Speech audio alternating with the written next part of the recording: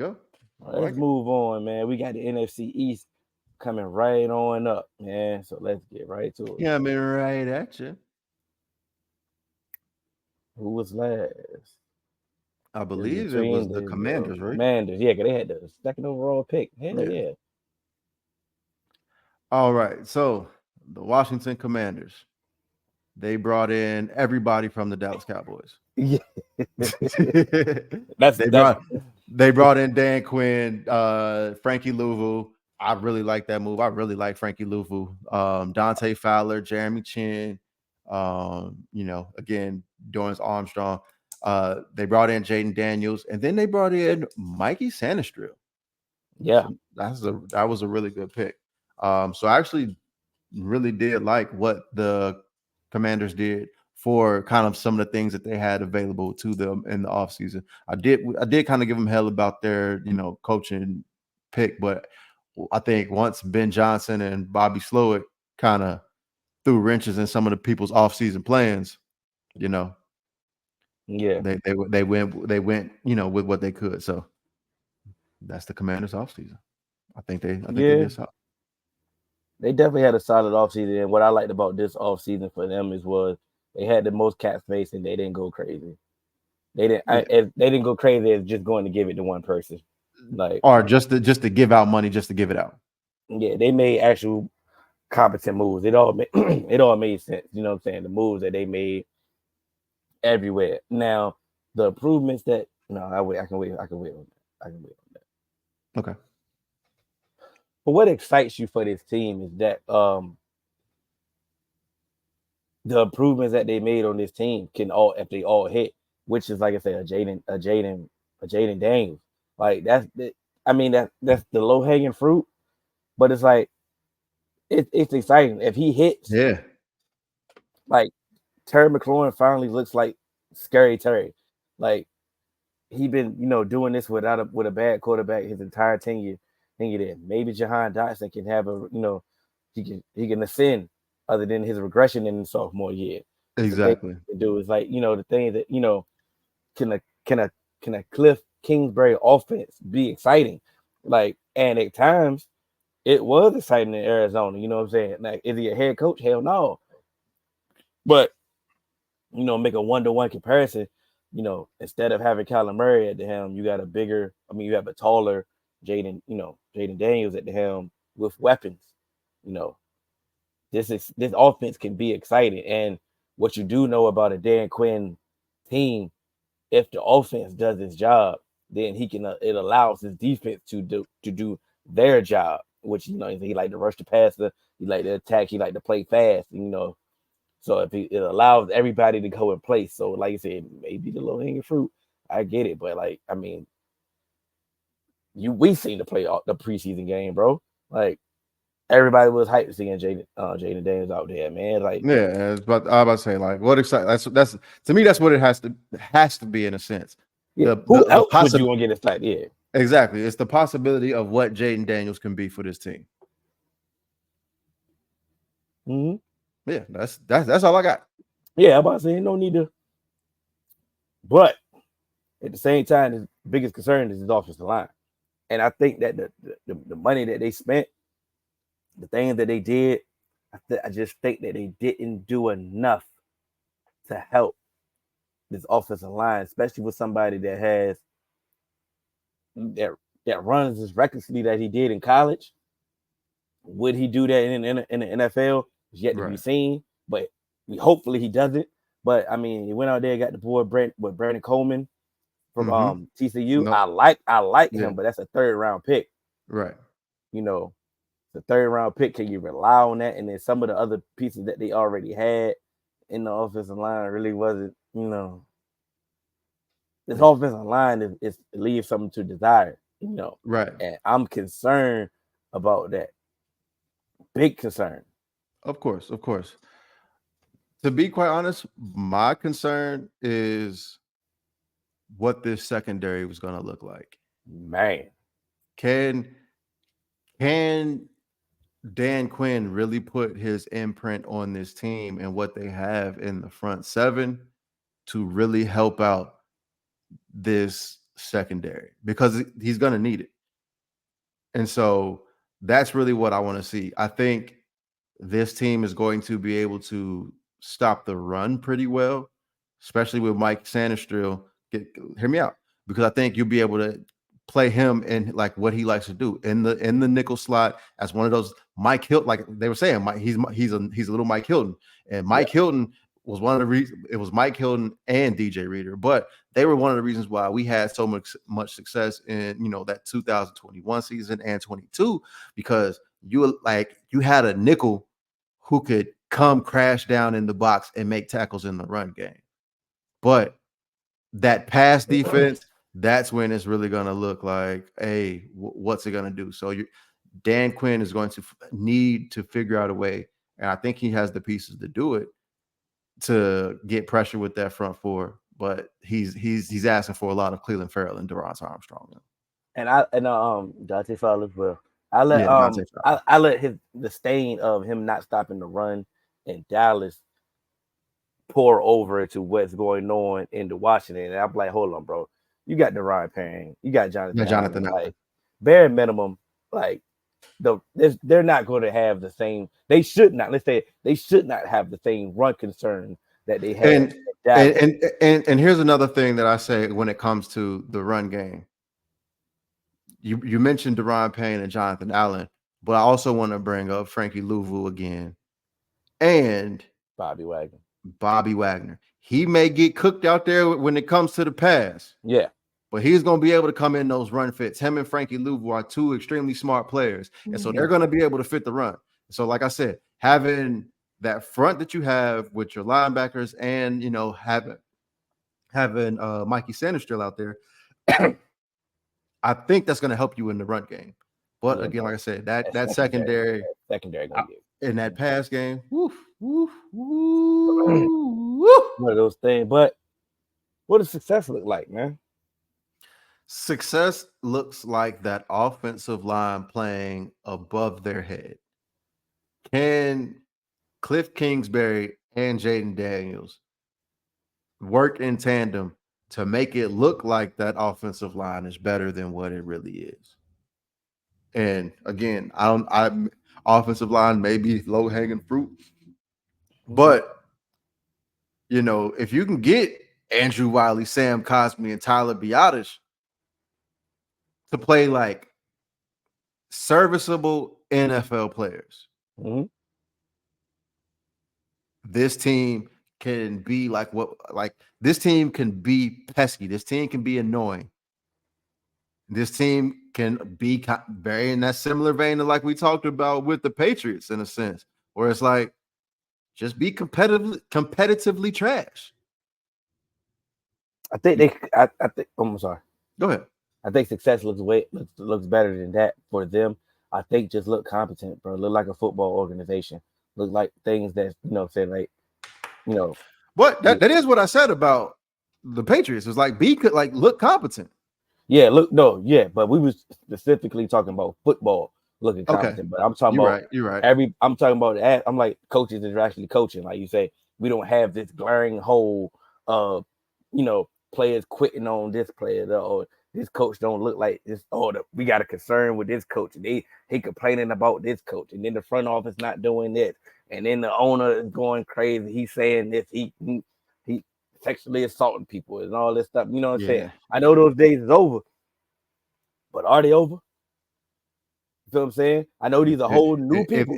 If they ain't over, Magic gonna be like, I ain't gonna be there. Well, and I get these are totally new people that have nothing to do with that past situation, but that's still staying on your rep at this point. Exactly. Like I said, can they just operate like a normal football franchise? And if they operate like a normal football franchise, then everything will work itself out. Yeah. Say they wouldn't be last in the division. They wouldn't be picking number 2 overall multiple times since we've done this pod. Like, you know what I'm saying? They wouldn't be doing this thing. Like I said, they look like a competent franchise. And like I said, everything will work itself out. The football will work itself out because, like I said, they made competent moves everywhere this offseason.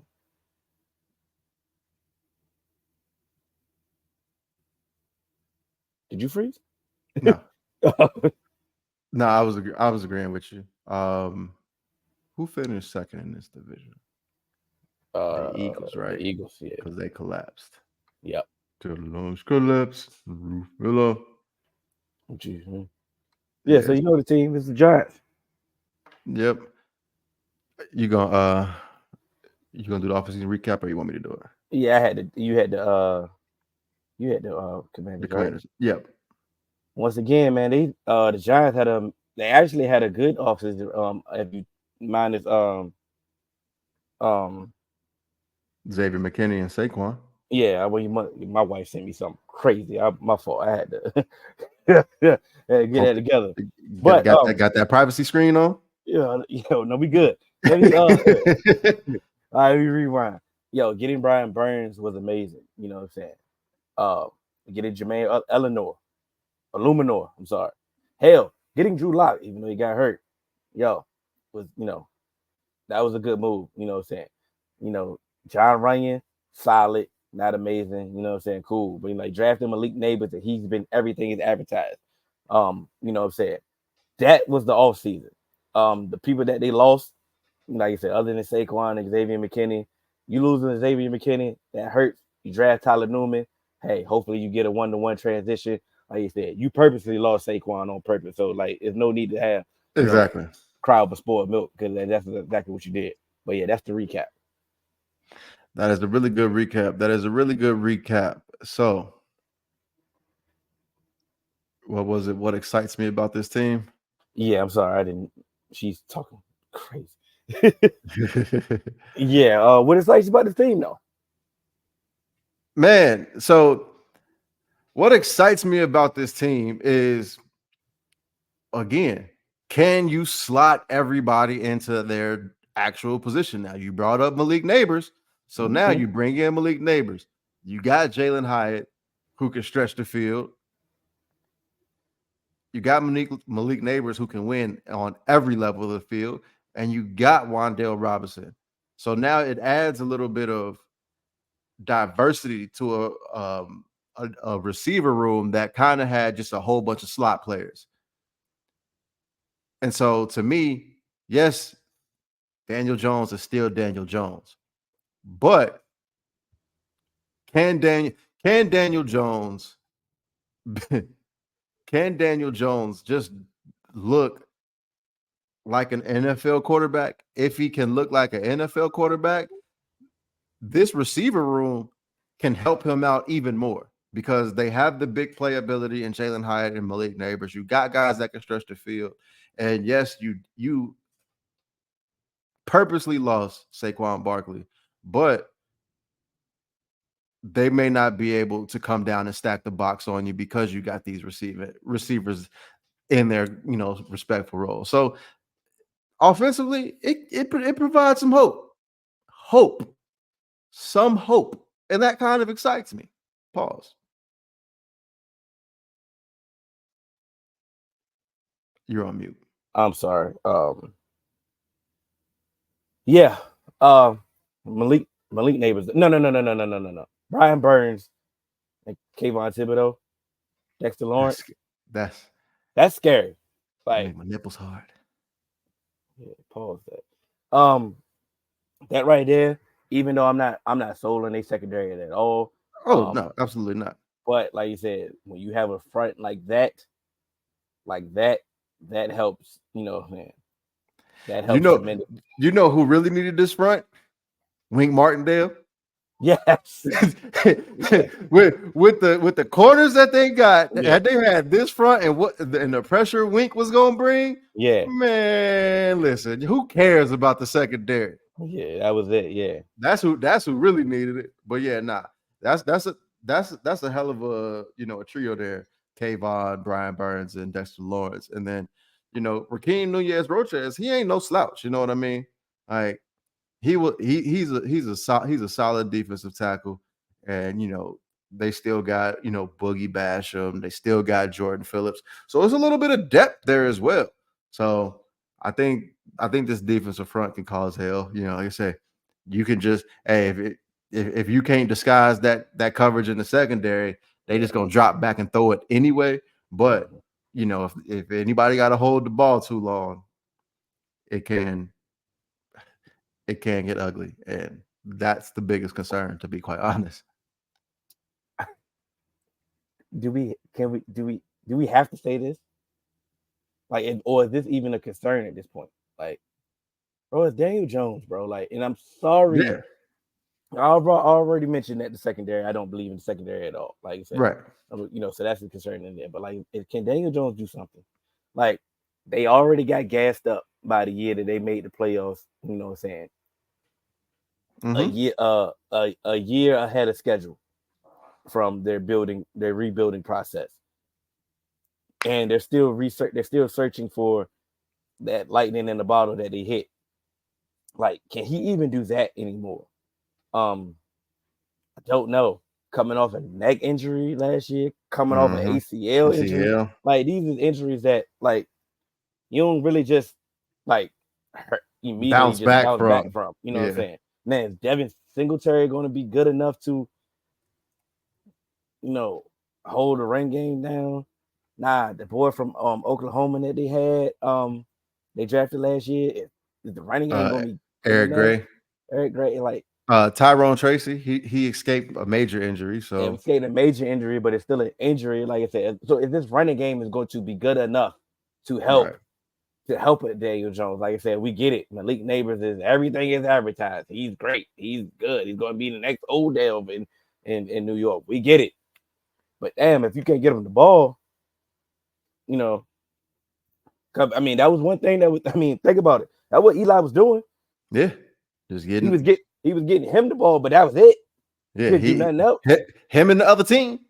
Yeah, so like, what are we doing here at this point? Like you said, that's a concern, bro. Like, I'm sorry. Yeah, 100%. All right, so what's next? The biggest. What does success look like? All right. Okay, wait. Now I got it. You want to know what success looks like? The system looks the system looks good. Everything looks good. But Daniel Jones doesn't, and you draft high enough to pick a quarterback. Because you can get out of Daniel Jones' contract, because this year it was a $69 million dead cap. You wouldn't get rid of Daniel Jones. But next year, it's a lot more palatable to get out from underneath Daniel Jones' contract at a $22 million dead cap. And you may not even have to get rid of him, but just pick high enough, just get high enough to where you can grab one of those upcoming quarterbacks without giving up anything. And you still may be able to have the ability to allow Daniel Jones to play out the rest of his contract. Play out 2025, let's say. Play out 2025, let your rookie quarterback sit. And hopefully you get your quarterback in the future. That's what success looks like to me, because you got to get out from under Daniel Jones. I'm gonna stay positive. And because I was about to say, bro, I don't know what success looks like. But what success looks like for them, this defensive front reminds you of the glory days. Kayvon Thibodeau, say he out here looking like Michael Strahan. And, Brian Burns out here looking like Osi Umeora. You know what I'm saying? And, Dexter Lawrence is looking like Dexter Lawrence. You know what I'm saying? But, say they holding it down and they just sack it. They just love for Justin Tuck. Yeah, but he still was a defensive end. I know. I'm just fucking with you. I ain't got no love for him, dog. But if that defensive front looks like the glory days, which carried that team to success, like it's the reason why they have multiple Super Bowls in the Tom Brady era, is because of that defensive front. If they one of them, you know what I'm saying? Because who was the corners for those Super Bowl teams? Exactly. Nope. Prince Amukamara, wasn't he out there? He was on one of them. Yeah, there you go. Yeah, that's just because you one of them draft dudes, and that don't mean Prince Amukamara was good. Like, you know what I'm saying? That don't mean he was good. But that's my point. Like I say, that secondary won't nothing to be desired. You know what I'm saying? That front was the one. The front did his thing. So that's what success looked like for them. Okay. I can definitely rock with that. We did a way better offseason lineup this time because it lines up perfect for us. Exactly. Yeah, we getting there. Go So ahead, talk about your boys.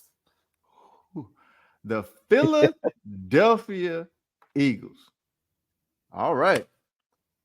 They lost Kevin Byard. They lost DeAndre Swift. They replaced DeAndre Swift with Saquon Barkley. They brought back CJ, GJ. They brought Mm-hmm. in Bryce Huff for the Chiefskis. They Yeah. brought in Devin White, but they also lost two stalwarts in Fletcher Cox Mm-hmm. and Jason Kelsey. Mm-hmm. And then they really did a lot to bolster their secondary and bringing in Quinyon Mitchell, a lot of people's draft, darling, and Cooper Dijon. Mm-hmm. So I think that this offseason, the Eagles did a lot of good things when it came to just replacing guys that they lost. And they did have a plan with kind of their offensive line and replacing Jason Kelsey. It was almost like, Cam Jurgens. He was going to be kind of that guy in waiting who know it's going to be hard to replace a Hall of Famer. But, you lost Fletcher Cox, but you had guys in waiting in Jordan Davis and Jalen Mr. Carter. Speed Racer. Yeah, like I said, you lost Kevin Byard, but you brought Chauncey Gardner-Johnson back. So I think that they did a lot of replacing guys with comparable pieces and then took a step up when they brought Saquon Barkley in, possibly for DeAndre Swift. Yeah. That's a great recap. I mean, because like you said, if you're an Eagles fan, like you said, the off season, as far as the player acquisition part, definitely excited you, man. You know what I'm saying? It was like I said, one Howie season. Yeah, of Like they course. said today. So, especially when they got this, like some of the contracts that they got done and everything. Like I said, everything was off season was definitely great. So, what excites you for this team? I can go first. I got a blatant one. Please, because my bias is kicking in. But yeah. What excites me for this team is finally seeing Saquon Barkley behind an offensive line that has at minimum above average NFL starters. Like Yes. seeing and then we always say, if you have a running a mobile quarterback, it's going to elevate your run game. So having Jalen Hurts in the backfield with Saquon Barkley and the guys they have in front, and you can't stack the box because you got AJ Brown and Devonta Smith. Seeing what Saquon can do behind this offensive line, that excites me because I think we could be in for some good old school highlight running back runs. And that's when I really love football, when I used to see running backs break off runs. That's why I like college so much. Yeah, this offense should be exciting as well. But think about, like I said, the offseason as a whole, the coordinators that they bringing in a Fangio. Mm-hmm. Basically, but the defense that they had last year, even the scheme was just ass. Like, it just so, bringing in a Fangio scheme, somebody that was familiar with the organization previously anyway, so it's not like he's just some outsider coming back in. That should excite you, like you said, getting that smut out your resume. Getting Nick Sirianni, getting him away from the offense should excite everybody, even if, what I'm saying, I personally have concerns about kind of more. But if we speaking from a Philly point of view, you should have excitement for what he brings. With these weapons that he have at his disposal, he should be able, at the bare minimum, what I'm saying, it still should be a top 10 offense at bare minimum, even if you got concerns. Your concerns can still be concerning with the top 10 quarterback. The same concerns that y'all had when, he was in Dallas and he had the number one offense. Exactly. Right. So, it's exciting. It's like it's nothing negative I can say, even if my bias is kind of oozing at this point. Like, you know what I'm saying? It's nothing to negatively say as of now based off the moves that they make. If anything that you possibly could be saying would just be hate. That's why I was just hesitant to just say it. But you know what I'm saying? You can still have concern because we getting there. For sure, for sure. Because hey, bro, we cannot keep minimizing the Nick Sirianni and Jalen Hurts relationship. Yep, that was my biggest concern. So we can move through this one quick. All I was gonna say is, did Nick Sirianni lose this team already? Is it too far gone to be repaired? Because if so, you know the thing is, winning cures all. Winning cures all. And then it sounds funny for the team that just went with 10-1 and had a collapse, a historic collapse that they had. And Bomani said on his podcast, bro, teams don't unquit. You know what I'm saying? With him still there. Like, can you repair the relationship? The best thing about it is now he's just really head coaching. Yeah. Like, it's Kellen Moore's offense. I get it. Brian Johnson was the offensive coordinator, but he wasn't. It's already been reported. He wasn't running he wasn't running the things that he wanted to run. He was running what Nick Sirianni told him to do. It pretty much was a Nick Sirianni thing. You know what I'm saying? So that's what caused the confusion, the controversy there. So now you bring in somebody that interviewed for this job before. Kellen Moore interviewed for the head coaching job before. This front office hired him. Nick Sirianni didn't hire him. You know what I'm saying? Also bringing in Vic Fangio. Yeah, he was a former head coach. So you got two interns sitting there.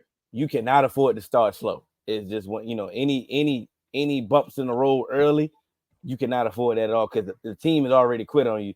They definitely not gonna just start rallying around you after they've already quit on you before. Exactly. So, because if your message is falling upon deaf ears, it's gonna look bad. It's gonna have to hit early. Yeah. And that's what I like about Howie. Howie made sure that it ain't Howie's fault. Yeah. Howie, hey, look, I gave you the ingredients, bro. Bro, you are the chef. Yeah. Everything you need is in the refrigerator. I gave you everything. Quality. Hey, quality street music. You know what I'm saying? Quality street music. This is going to be funny as well, though. Because what does success look like? Success looks like the offense looking like Shane Steichen is there. Oh, man. If this offense can look like it did with Shane Steichen, the efficiency that it had, I think this team is good. I think they'll be fine. So to me, that's where it all starts. I think it's on the defensive end, bro. If what success looks like for me, if Fangio can find a fountain of youth, because what happened in Miami, you had pieces in Miami, right? And they was ready for you to leave.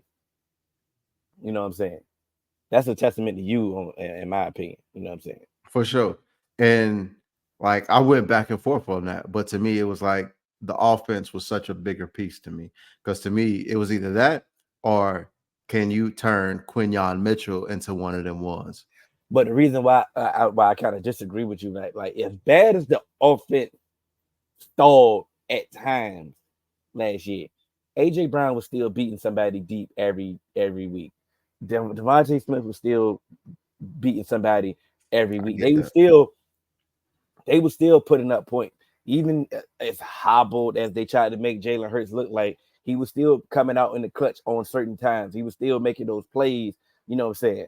So at bare minimum, even with the stitching that they had in the offense last year, they were still competent. Bro, we seen this defense, bro. Nobody could cover. Bradbury's still out there somewhere. You know what I'm saying? Getting cooked right now, as of now. Right. As of now. As he's learning safety. Slay getting older. Of course. And that's why I think Quinyon is such a big piece. But the reason why I say the offense is because it also plays into our biggest concern is if this offense looks like it did with Shane Steichen, I think that that alleviates that tension and the tension and attention that we are giving the Sirianni Jalen Hurts relationship. Yeah, but I mean, And it also probably saved his job. yeah, yeah. But this defense is ass. Where did they go? Oh yeah, yeah, ass cheeks. No, and Three downs of ass. because it's funny, even though like when it was bad last year, they tried to go to the Matt Patricia.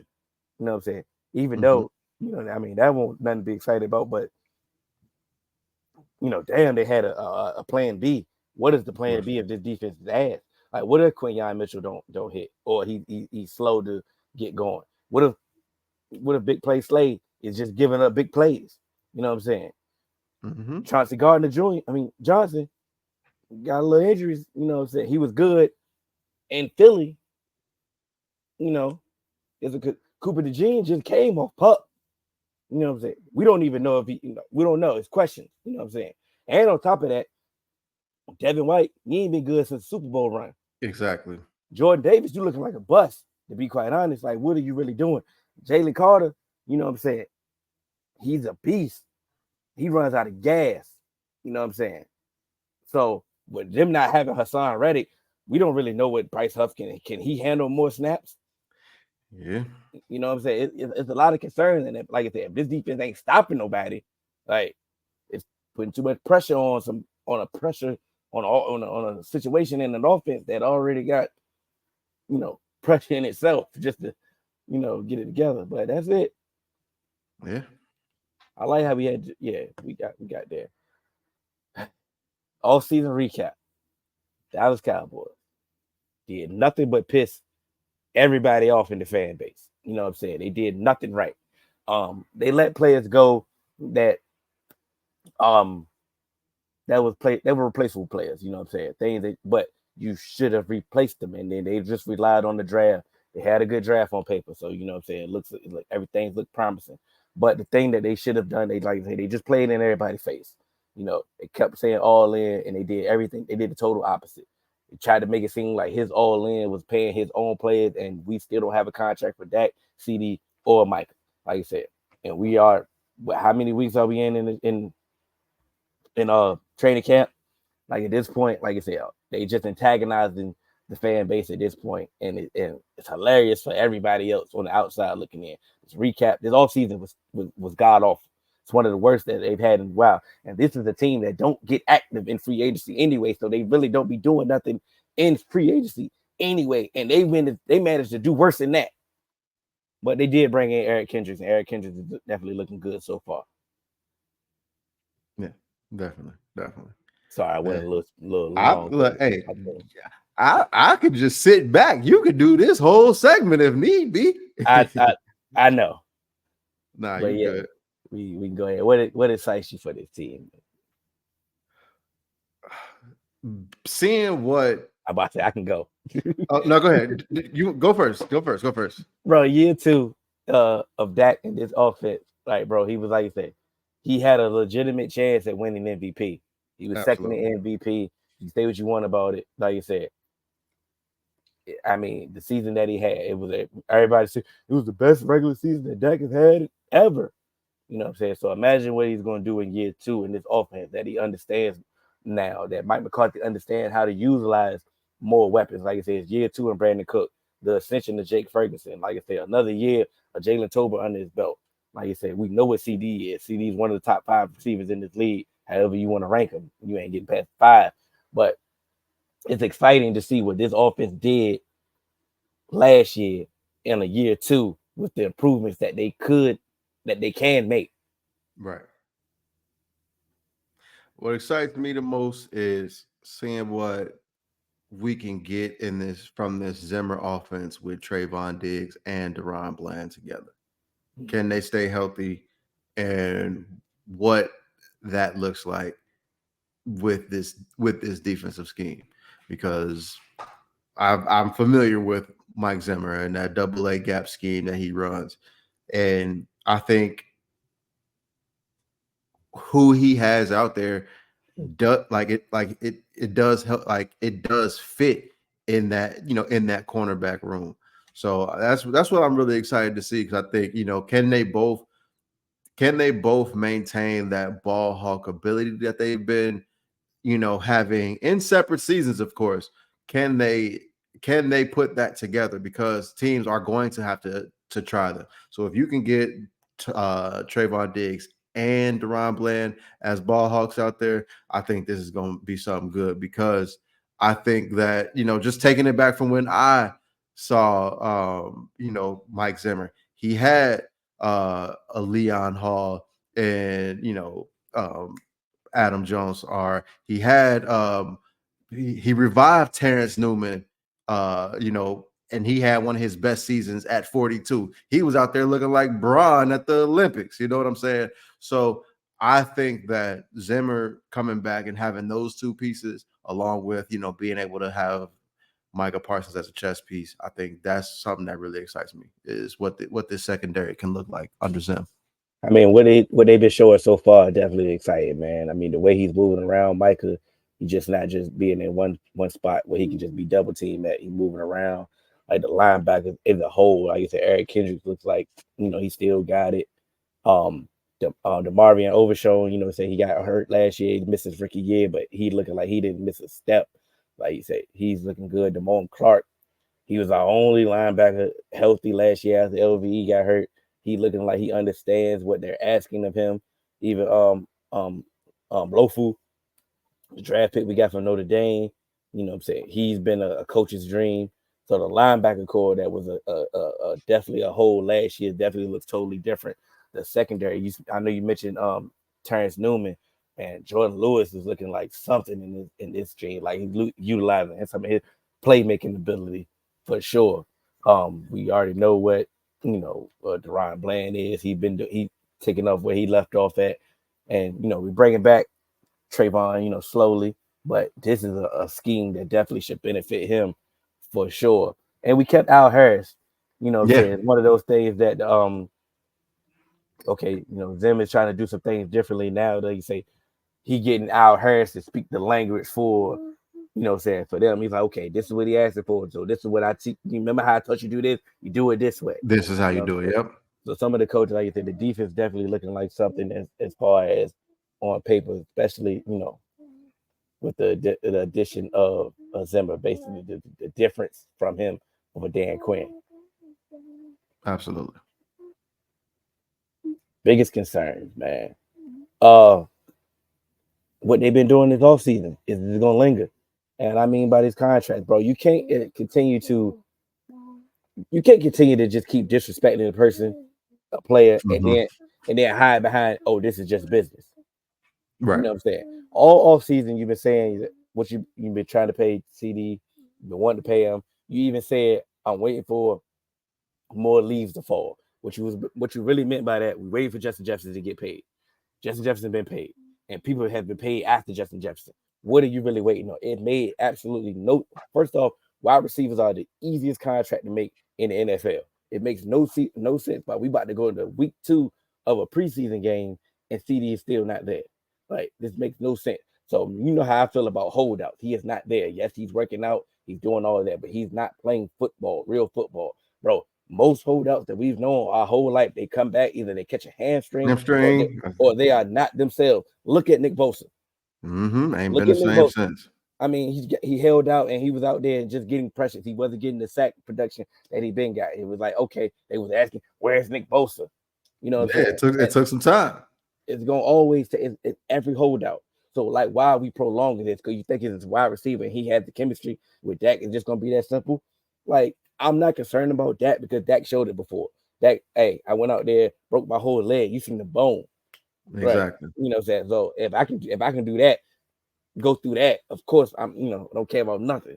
You know what I'm saying? But like the distraction, the continued distraction on the manufactured distractions on purpose, the purposely distractions are my concern. At some point, bro, can we just play football? Say that. Say it. Say it. Just play football. Hey, bro. Absolutely. And I get you. And that's why my biggest concern is kind of Jalen Tolbert, and the others. Because if CD Lamb comes back, if and when he comes back and he starts slow, what else is there behind him? Mm-hmm. And the thing is, you can't afford for him to kind of get, nicked up or not be 100% or anything like that, because you didn't really do anything to try and bolster that room in the event something were to happen. You know what I mean? Even like, getting someone, in the draft with some high upside kind of thing. And so to me, that's why that's such a big concern, especially with, you kind of look at what Dak did last year. You don't want to kind of take away that momentum, having an MVP season, and then it's just like, all right, get rid of this person, get rid of this person. Yeah, we ain't bringing this person back. The defense might get worse and take a step back because we didn't bring the depth. You see, you already lost Sam Williams. You lost Dorrance Armstrong. So